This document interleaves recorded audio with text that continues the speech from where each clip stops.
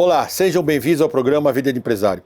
Hoje temos um case muito especial, a Barraca Vermelha, da cidade de Piranguinho, Minas Gerais, com 88 anos. Eu vou pedir a dona Sônia e a Carolina para se apresentar, depois a gente vai contar um pouquinho dessa história. Meu nome é Sônia Torino, eu sou a representante, a terceira geração da Barraca Vermelha. Eu sou a Carolina Torino, eu sou a filha mais velha da quarta geração da Barraca Vermelha. Perceberam que nós vamos ter um case muito legal. A primeira pergunta é que a senhora contasse um pouquinho a trajetória da Barraca Vermelha, como a senhora chegou até aqui, porque no segundo bloco vamos falar da quarta geração. Isso aí. Então, é uma história muito longa, começou na cidade de Piranguinho, onde meus avós chegaram em 1932. O meu avô, ele era chefe da estação de trem.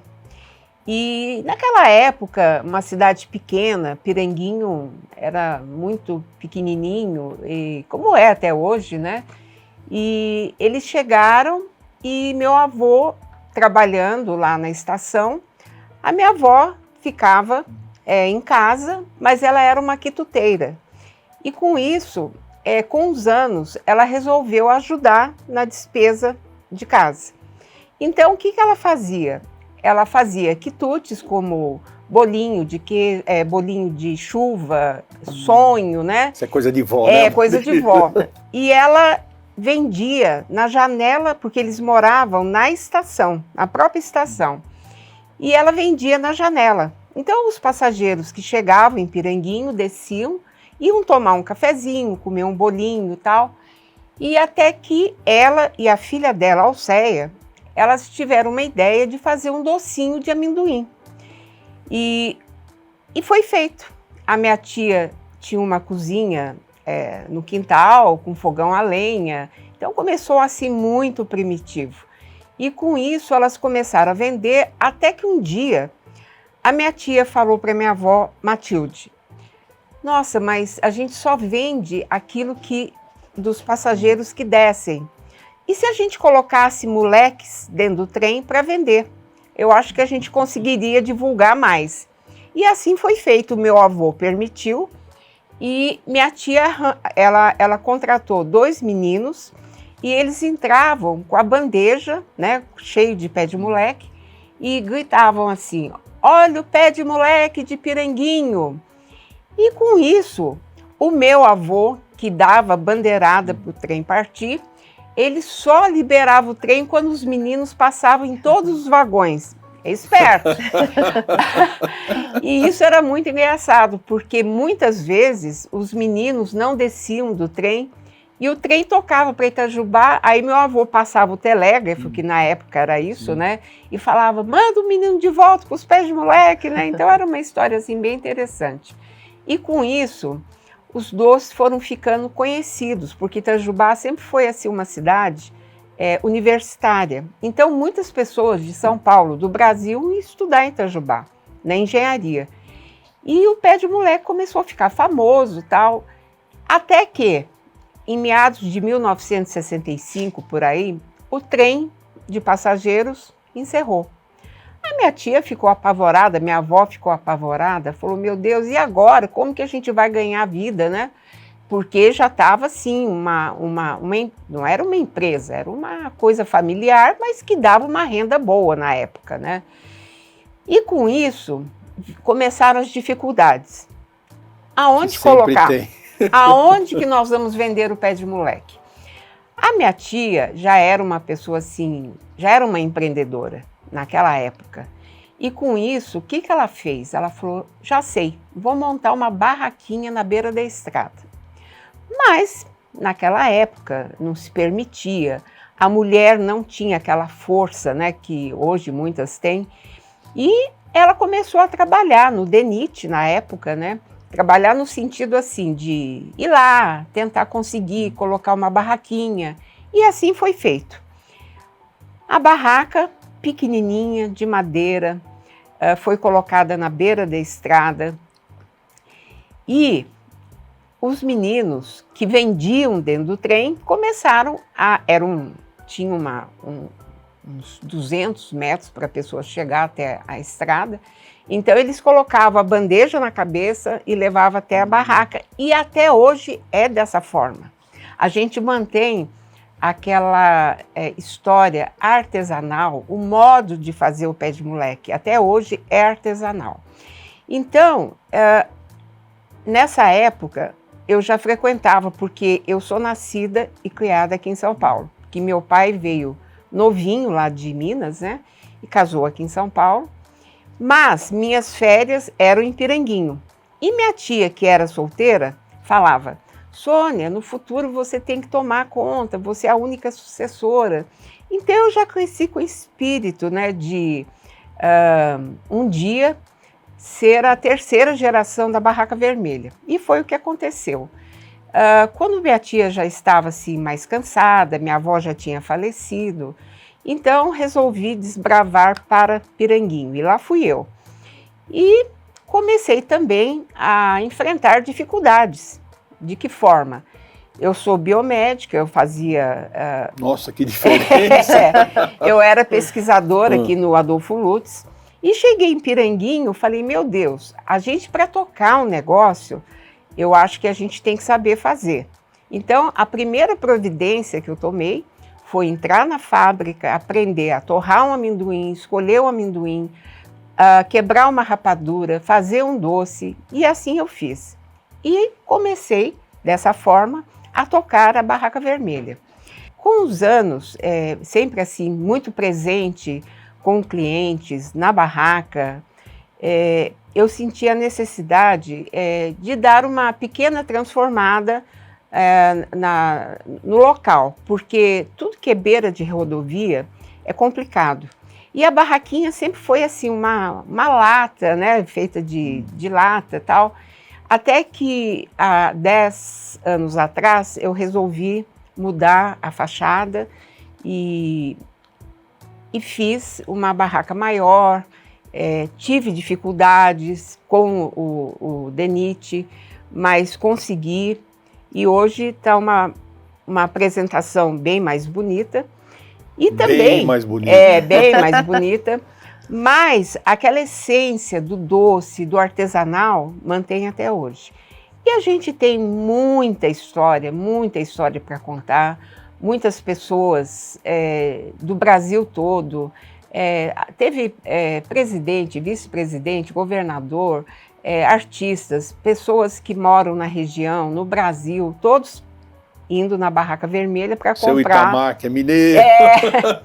E o mais bacana, que assim, é uma história que eu gosto de contar muito, é o seguinte,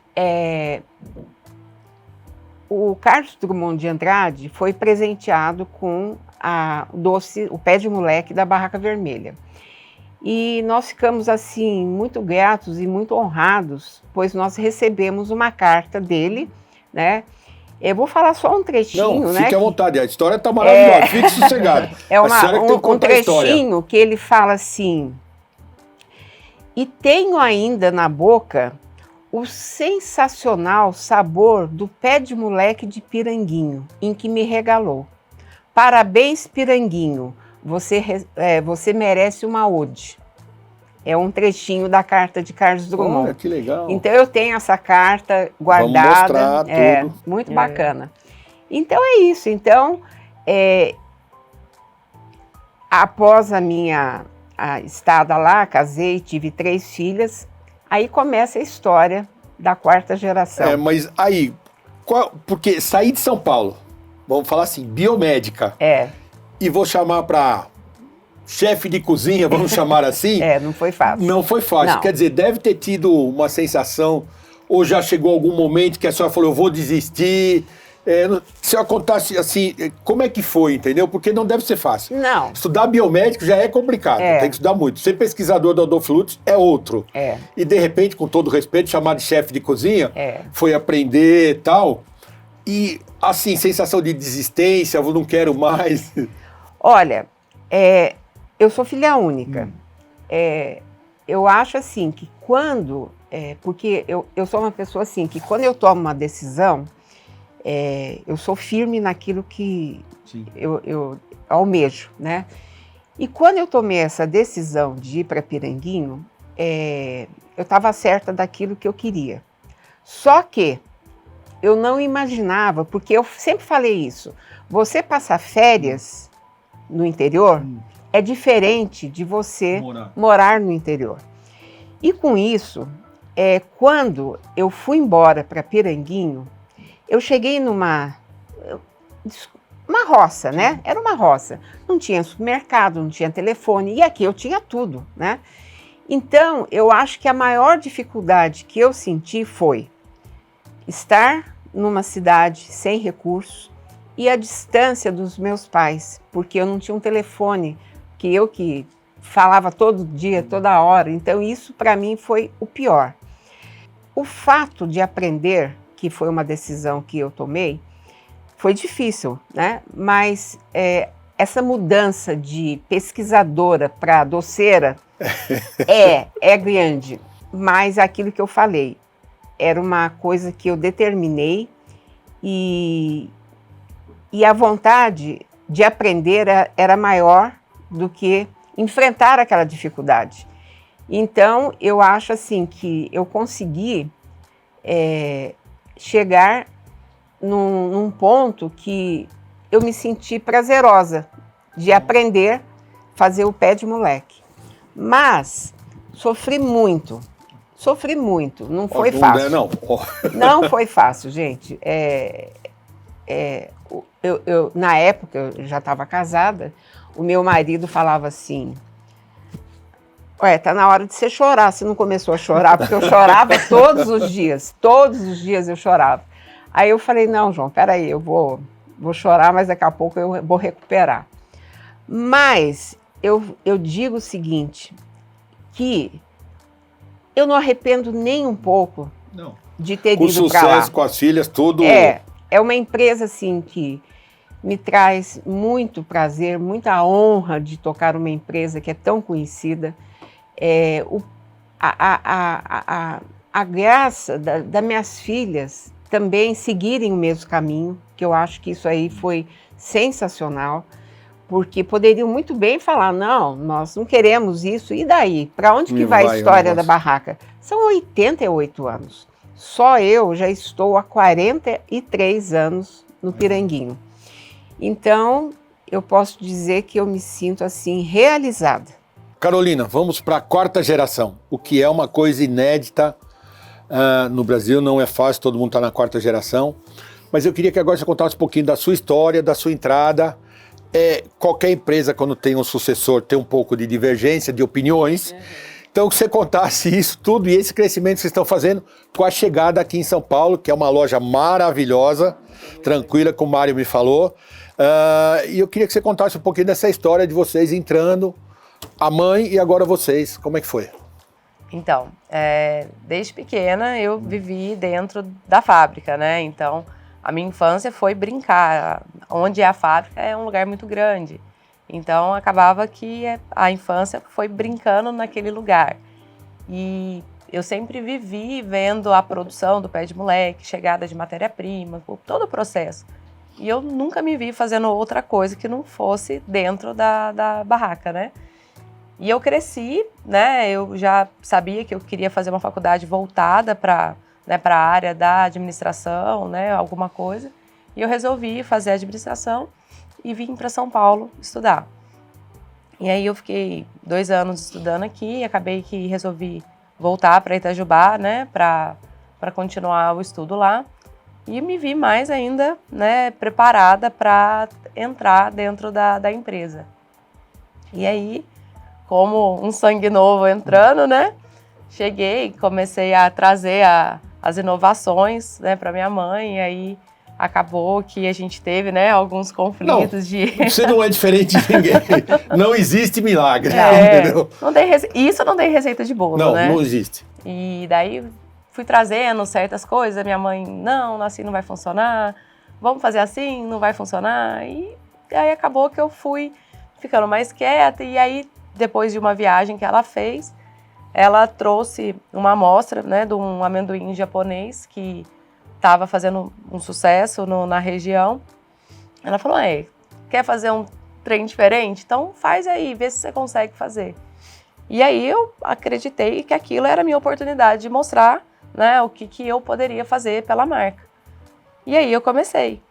E como desde pequena, né, eu sempre escutei sobre a importância de entregar a qualidade, né, pro cliente, eu sempre me desafiei a fazer algo diferente.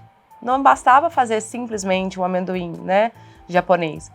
Eu consegui chegar numa formulação de um amendoim mais crocante. Nisso, a gente, através de indicações, a gente achou um fornecedor de aromas. Então, eu criei o amendoim de picanha, né, que todo mundo chegava. Nossa, mas amendoim de picanha? É um amendoim de picanha. Então, só nós conseguíamos esse aroma para fazer. Então, a gente sempre fez alguma coisa diferenciada. E aí, não parou só nisso, né? E veio a questão do pé de moça, né? A gente escutava muitos clientes que eles queriam outros doces, outros tipos de doces, né? E aí, a gente, né, conversou, falou, não, então vamos fazer, né, tudo que é da nossa produção, que a gente sabe como é todo o processo. E aí eu entrei com um segundo produto, né, de doce dentro da Barraca Vermelha, que foi o Pé de Moça Gourmet. E nisso as minhas irmãs vieram também, né, para dentro da produção, e cada uma foi desenvolvendo produtos, né, sempre derivados do amendoim, e cada uma foi trazendo produtos novos. Então hoje a gente tem a paçoca, né, que é a linha que a Joana faz, que vem a parte da cremosa, a rolha, a farofa, tem também sorvete. A pasta, o sorvete de paçoca, tem também a pasta de amendoim. Tem. Já a Raquel faz a parte dos glaciados e do cajuzinho. Então a gente se uniu, né? Hoje a gente tem aí em torno de 25 produtos diferentes, né, com sabores diferenciados. E sempre trazendo essa proposta de trazer algo diferente para o cliente. O seu amendoim com chocolate belga. Também tem os amendoins confeitados com chocolate belga. Bom. Então hoje a gente tem uma derivação de produtos do amendoim muito grande. E aí, uma empresa que está no mercado desde 1936, só ali em Piranguinho, e eu já tinha aquela coceira de não é possível, né, ficar só aqui. Eu queria perguntar, por que São Paulo?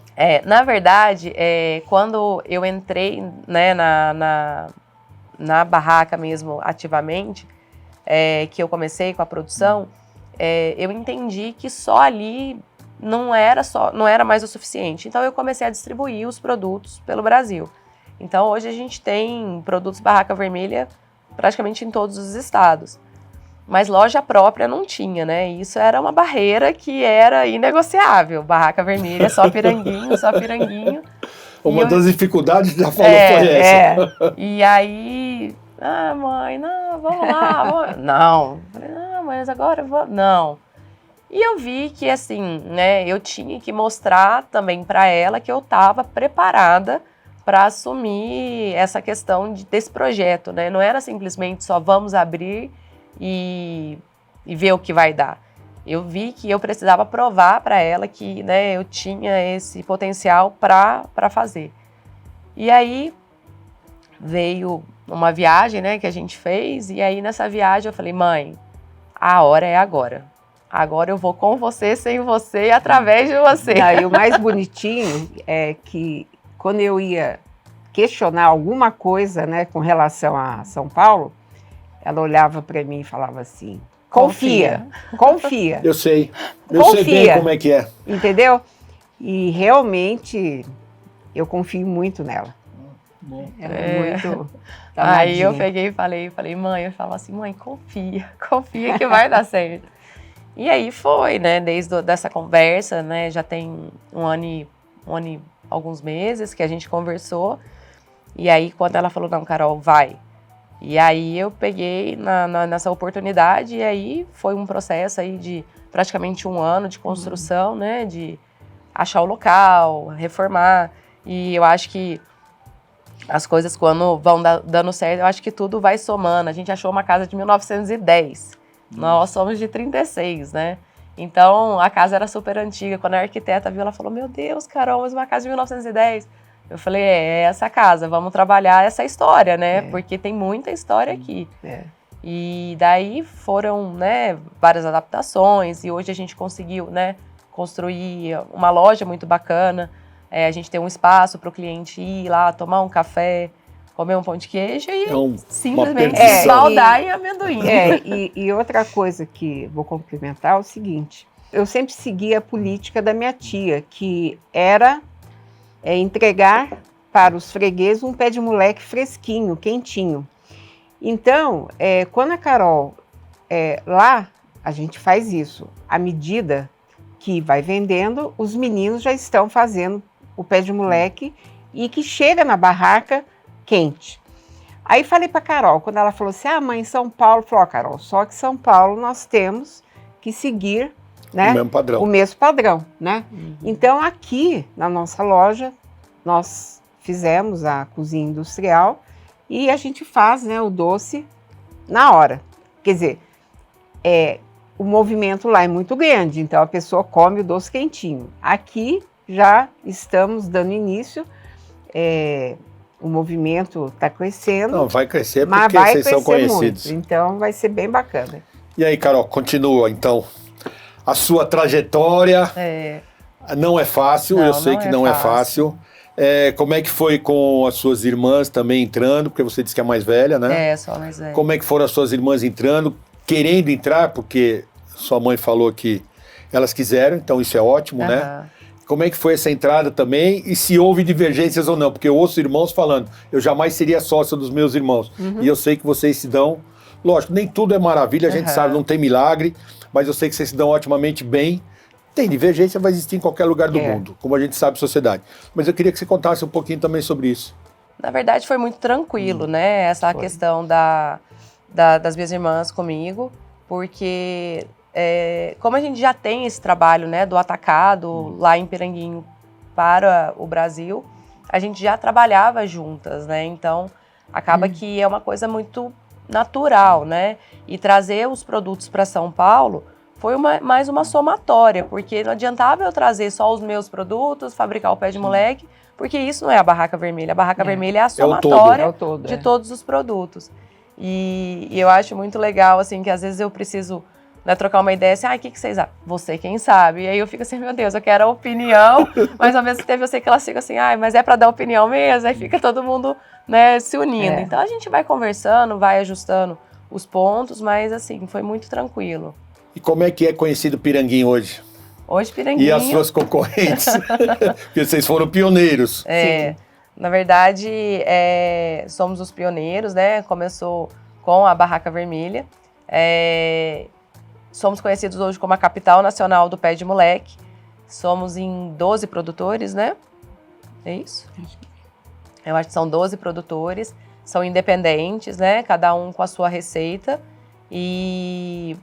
É uma cidade com várias barracas, né, de todas as cores, e cada uma trabalha da sua maneira. Acho que a concorrência faz a gente crescer, mas eu queria fazer uma pergunta, senhora. Isso que eu ia contar. Primeiro, quantos habitantes tem Piranguinho? Eu acho que a gente deve estar todo mundo perguntando. E a segunda pergunta, que é fundamental, por que Barraca Vermelha? Da onde veio esse... A senhora está de vermelho hoje, tudo bem. Bem acarado. Então, Piranguinho hoje está com em torno de 8 mil habitantes, né? E eu vou só complementar essa capital do pé de moleque. Já tem, acho que são 17 anos que a prefeitura decidiu, né, para divulgar mais a cidade, fazer a festa do maior pé de moleque do Brasil. E isso acontece agora todos os anos no mês de junho, né? Agora, dia 7, nós tivemos uma festa muito bacana, muita gente. Produzimos 30 metros de pé de moleque, todos os produtores. Sim. E depois, quando termina, é cortado o doce e distribuído para todos. Então, esse dia tinha mais de 15 mil pessoas. Todos é uma festa. Fizeram, tá. Isso, é uma festa que todos participam. E é distribuído gratuitamente. Sim. Isso. Bom, agora para fazer o fechamento, a grande pergunta que não quer calar. Por que Barraca Vermelha? Então, como eu disse, quando terminou o trem de passageiros, a minha tia, desesperada, meu Deus, o que eu faço? Aonde que eu vou vender meus doces? Ela, com toda aquela dificuldade de tentar colocar na beira da estrada, e conseguiu, né? E ela mandou fazer uma barraquinha de zinco, né? Colocou na beira da estrada, mas ela sempre foi muito vaidosa. Ela falou, mas não pode ficar sem uma cor, tem que fazer uma pintura na barraca. E ela amava a cor vermelha, ela gostava muito. E foi aí que ela pintou a barraca de vermelho. E depois, quando ela registrou que entrou uma empresa, então o nome fantasia ficou Barraca Vermelha e foi registrado, né, o nome Barraca Vermelha. E outra coisa também que a gente, hoje a gente está usando muito, como eu disse, da carta de Carlos Drummond, no texto que eu disse, eu esqueci de falar que ele menciona o pé de moleque da Barraca Vermelha como a pura joia mineira. Olha que maravilha. Então, isso aí eu não posso deixar e de só contar.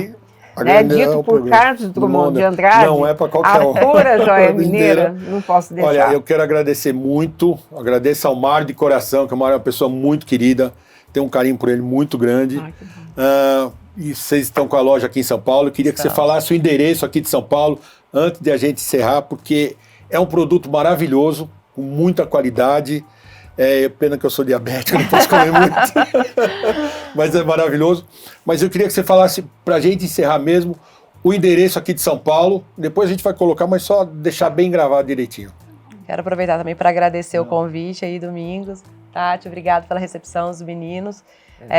Foi muito importante para a gente estar aqui, né? Mãe.